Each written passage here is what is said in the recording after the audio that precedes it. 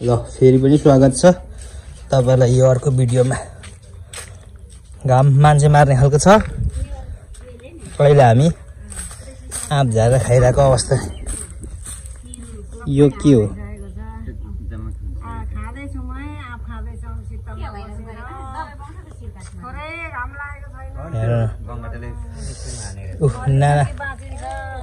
नानाको mango कस्तो छ अरे? म्याङ्गो भने के हो? ओइ तेरी माकी झर्यो। यहाँ त झरिरहन्छ। खोइ म लिएर आउँछु। ए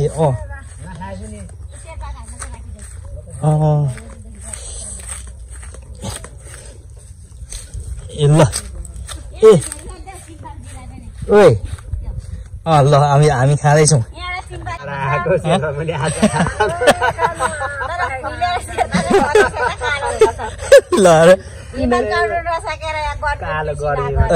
ल खानु खानु पलङचङ गोलाबाट हिमाल चढ्न नसकेर आउनु भएको अरे आँप खान। ल अर्ग्यानिक आँप यो चाहिँ खानु कुरो खानु खाऊ न खाऊ। लु यहाँबाट अघि झार्न चाहिँ मैले अघि चढेर घन्टा हानिसकेको भन्दामै अगाउनु हो। यहाँ धेरै 2-3वटा खायो भने अघै हाल्छ क्या। माथि छ त्यसलाई नेक्स्ट डे के हावाले अहिले हामी बस्दा बस्दै यहाँनिर सेकाइदिएको। यो त मिनेटमा झर्छ क्या काका। त्यही त्यो सिमसनको सिमाना त्यो बिहाडा सिमाना थियो नि त्यहाँ हामीले घाँस काटेको है। त्यसले काटेको छैन काट्नु नि त्यो नाना मिठो छैन? मिठो छ?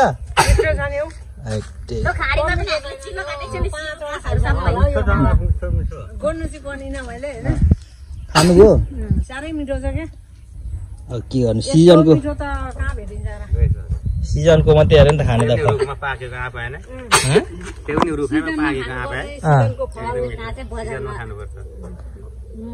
बजारमा दबाई हालेर ल्याएको हुन्छ नि सोर हालेर पकाएको हुन्छ नि दबाई। त्यस्तो त त्यो कहाँ फ्याँकेको खानु नि। त्यो त केही होइन। यस्तो फुचुचु निस्किन्छ अरे क्या गुड जस्तो छिरेको जस्तो क्या। यो चाहिँ चाम्रो मसँग पनि एउटा छ। अब कोही आएन कोही आयो भने दिनु पर्यो भनेर सोचेर राखेको थिएँ। अब आफै सेकाउनु पर्यो। कोही आएन अब आफै परतिर मेरो फर्जीको पनि त्यहाँ हाल न कति राम्रो खानाकोमा फलेको छ फर्जी भनेर झुनिरहेको छ। दिस इज अ म्याङ्गो भने आँप। एकदम ओला हो ओला गादु कस्तो मजेर आयो।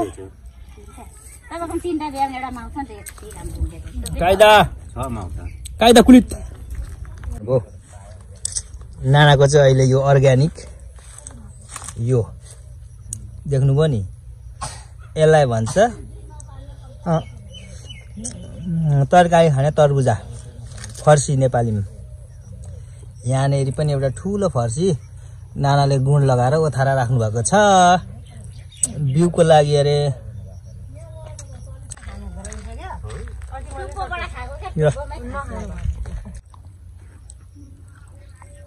आँप मिठो छ है।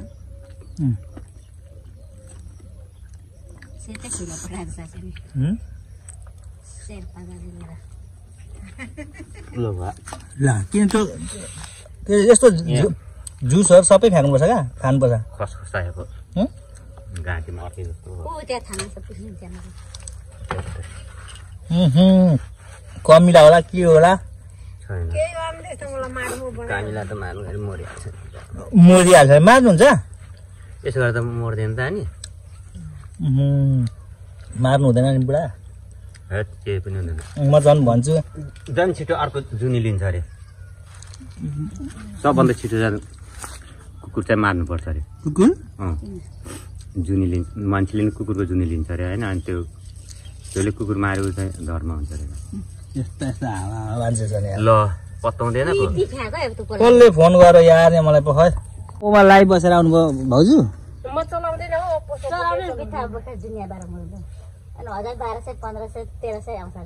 होइन अब नानाल त 50-60 हजार कि 90 हजार भन्दै नि त। मेरो 3,1500 महिनामा आउँछ अरे महिना पछि त्यो चाहिँ के लाइफ जस्तै बस्नुपर्ने कि मान्छेलाई मात्रै अरे केटाहरूले हामीले बस्नु हुँदैन त्यतिमै अरे त्यो त्यत्तिकै बसेर गेम सेम होइन त्यो हावामा सुन्नुभयो परिश्रम नगरी त्यो आएको पैसाको काम छैन नि फेरि त्यो लाइभमा बसेर आएर हुहु अरूका घर त्यो के जाति अरूलाई चम्काएर होइन हो कि त्यही हो अनि ल है मलाई ट्याप ट्याप गर भन के भन अनि हो त भन लाइक हाना ट्याप ट्याप गर्नु भन त्यस्तो त्यो फोकट बरु झ्याम झ्याम गरममा पसिना काट्ने होइन भने त अङ्कल पसिना काट्ने परिश्रम गरेर आएको पैसालाई हामीलाई माया पनि लाग्छ यहाँ हामी हातमा कति पसिना आइरहेको छ यहाँ यहाँ मेरो देख फोकसै भएको छैन कि घमौरा चाहिँ नआउने रहेछ नि भाइले त मलाई घमौरा चाहिँ आउँदैन पसिना चाहिँ चौपट तर मान्छे पसिना आफै राम्रो रे हजुर पसिना आफै राम्रो हो त नि तर पानी ज्यादा खानुपर्छ नि हामीले बुझ्नु भएन पानी पनि ज्यादा खाले त्यो पसिना गएको त्यो रोग पर्छ अरे त्यसमा तपाईँ पहिलेको जमानामा 28 चक्के कति चक्के लोरी चलाएको मान्छे अहिले आएर यहाँनिर आली लाउँदै कृषिमा रमिरहनु भएको छ किनभने त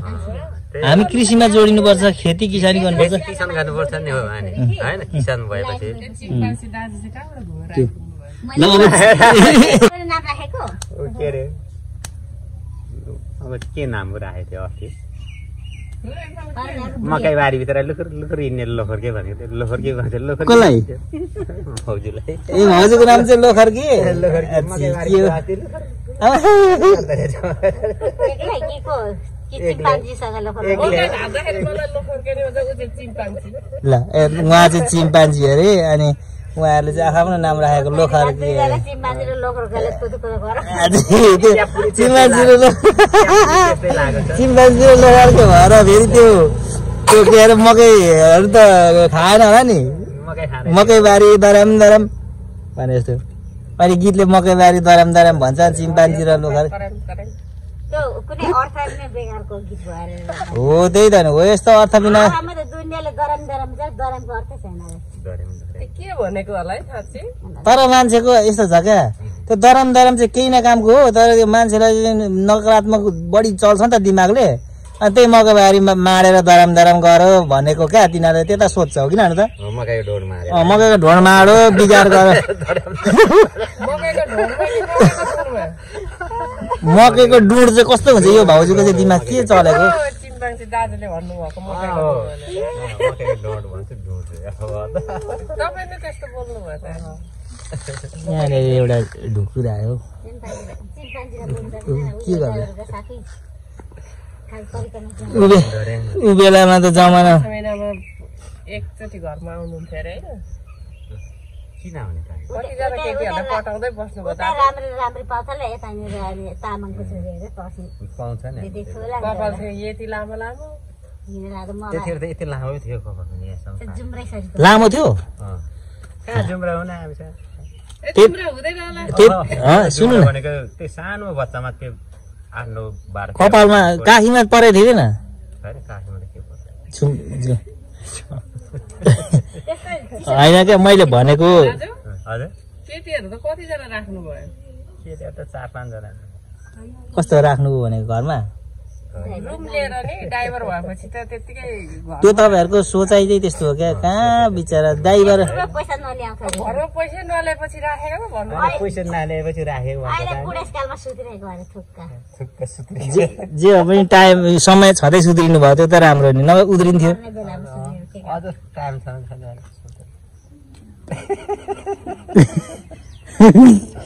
गाडी गाडी गाडी अगाडि कुदाउन सजिलो लाग्थ्यो कि पछाडि हो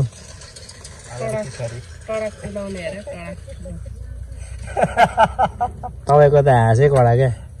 ब्रेक सार्नु गाह्रो हुन्छ अरे नि गाडी हो ब्रेक सार्नु चाहिँ गाह्रो अरे के गाह्रो छन् अहिले गाडीहरू चिम्पान्जी दाजु सानो गाडी ठुलो गाडी कुन कुन कुदाउनु भयो जम्मै कुदाएँ सानो गाडी फुट्यो ल सानो गाडी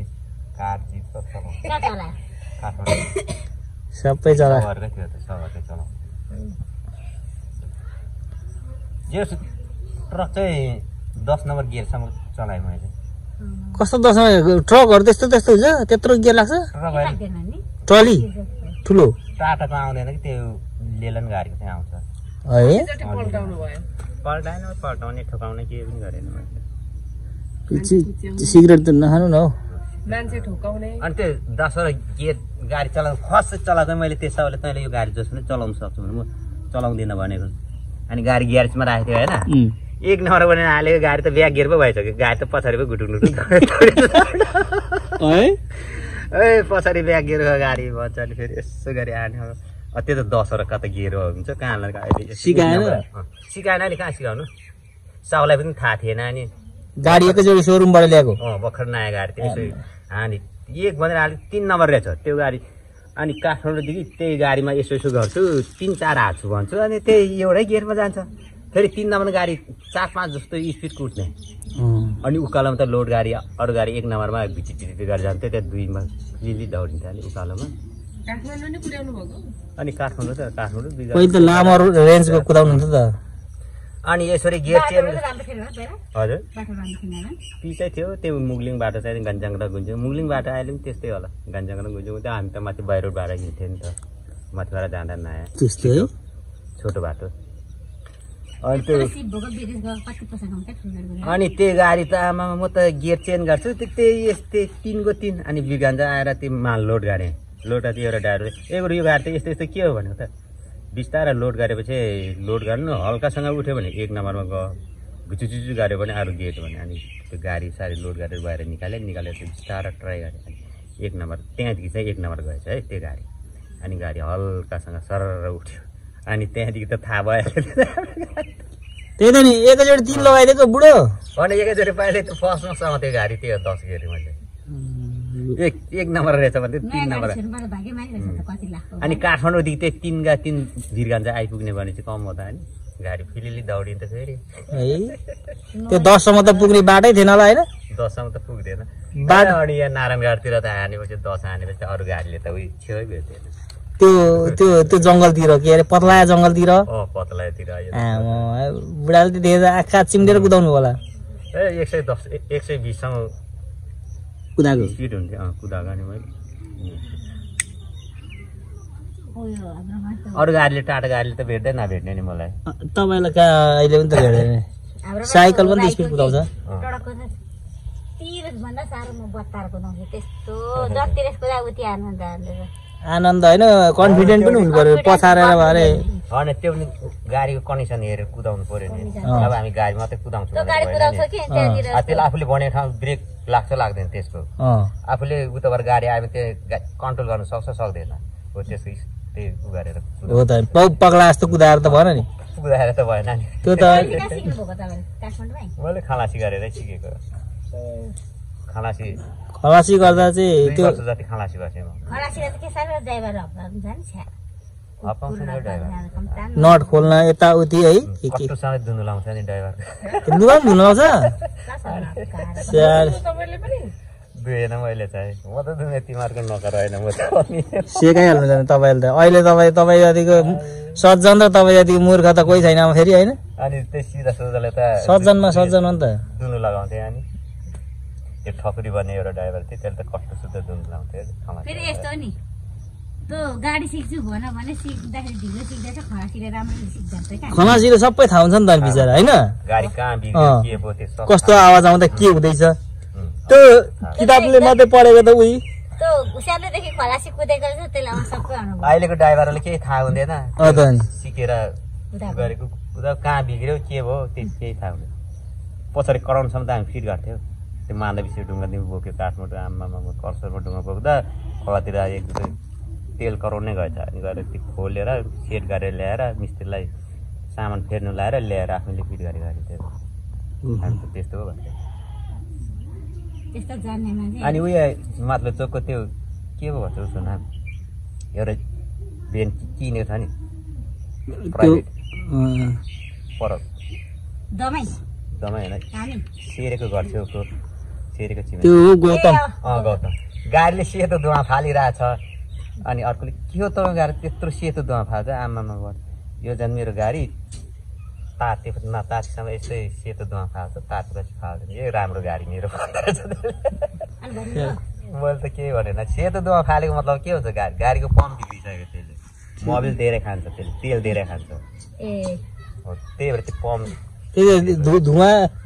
सेतो धुवा फाल्छ त्यसले ए जुन सेतो धुवा कालो धुवा भने नि बुटुटु कालो धुवा सेतो धुवा फाल्नु थाल्यो त्यो गाडीको पम्प गयो भने कालो मुसले पनि खान्छ नि फेरि त्यो कालो मुसले चाहिँ के हो अनि कालोले त त्यो डिजल बेसी खान्छ कि त्यसमा तेल घटाउने बढाउने पनि मिल्छ अनि एउटा निलो पनि आउँछ निलो त फाल्दैन निलो सेतो धुवा सेतो चाहिँ आउँछ सेतो चाहिँ मोबिल बेसी खान्छ त्यसो चाहिँ पम्पसम्म चाहियो यस बेला झन् अब त्यस्तो पिचमा यतातिर पो के पिच छ र यता के गाडी दौडिन्छ उतातिर ठुलो हाइवेमा च्यार्यार्यार्यार्यार्यार त्यो पिच पक्लेको हुन्छ त्यो अलकत्रा पग्लेको हुन्छ नि त घामले तातेर गाडीको टायरमा ताते त्यो तातेपछि त गाडी त मजाले पड्किन्छ नि नयाँ नयाँ टायर पड्किँदैन म चाहिँ गर्मीमा धेरै आँप खाएर मलाई चाहिँ टोइलेट जानुपर्ने स्थिति बनायो आएर यता अब त्यही त हो गर्मी छ पसिनै पसिना भएर आइयो अनि म चाहिँ एकदम मोबाइल चलाउन थालेँ उनीहरू चाहिँ हेर्नु न स्टिल गफमै छन् हौ जुम गरेर त्यहाँनिर चारजना के कथा गर्दैछन् कोनी ए बिमला भाउजू पनि पाँचजना यसमै त छ मजा यो चाहिँ एकदम लुकेर लिएको भिडियो भने जस्तो त्यहाँ गएर मोबाइल तेर्सायो भने अब उठिहाल्छन् कराइहाल्छन् के गरेको भन्छ यस्तो छ हेर्नु न ओह स्थिति माहौल गन्डागोल छ है ल त्यतातिर नखिचौँ ल यता अब आफ्नैतिरको ल यो चाहिँ म यताभित्र आइसकेँ गन्डागोल छ अब एउटा कुरा म के भन्छु भने अहिले कति बज्यो आजको भिडियो यति हो आज 3 बज्यो अहिले आजको यो भिडियो भनेको तपाईँको रतुवामाई 9 को विभिन्न क्षेत्रमा के क्षेत्र भन्नु विभिन्न ठाउँमा चाहिँ जस्तै बजार स्कुल चोकमा हाम्रो देशको वैज्ञानिक डाक्टर महावीर पोन बुवा आउनुभएको थियो त्यो सूचना मैले सबै कुराहरुमा मेरो टिकटकमा मेरो फेसबुकमा शेयर गरिदिएको थिएँ तर के गर्नु विडम्बना छ हाम्रो इटारा बजारमा 1 बजे भनेर भनेको थियो गएको बिचरा कोही रहेन आएन छ क्या मान्छे त बिचरा त्यसो 1-2 जना एउटा हुन्छ नि या तरिका अनि साथीहरु त गाडीमा चढेर जान आँटेका छन् खाजा चाहिँ खुवाइदिनु पर्यो भनेर सोचेको थिएँ माहौल अलि बनेन हतारमा उनीहरु उता कता हिँड्न आँटेको कताको यात्रा फेरि यता सिजुवातिर कि कता फेरि आज बजारको दिन पनि परेन के इटारामा कि बुधबार कि आइतबार थियो भने चाहिँ फेरि बेजोड हुन्थ्यो अनि खै कतिलाई बुझेको छन् कि नबुझेको छन् किताब के नकिन्ने भन्ने पनि होला कतिलाई पढ्न पनि आउँदैन कतिले केही बुझेको छैन त्यस्तो रहेछ अब त्यहाँ गइयो सुइया बाइकमा गइयो सुइया फर्केर आइयो अब स्थिति त्यो छ आयो किताब आयो भन्ने कराउने माहौल पनि बनेन क्या नयाँ त हल्लागुल्लै गर्नुला भनेको थियो त्यस्तो छ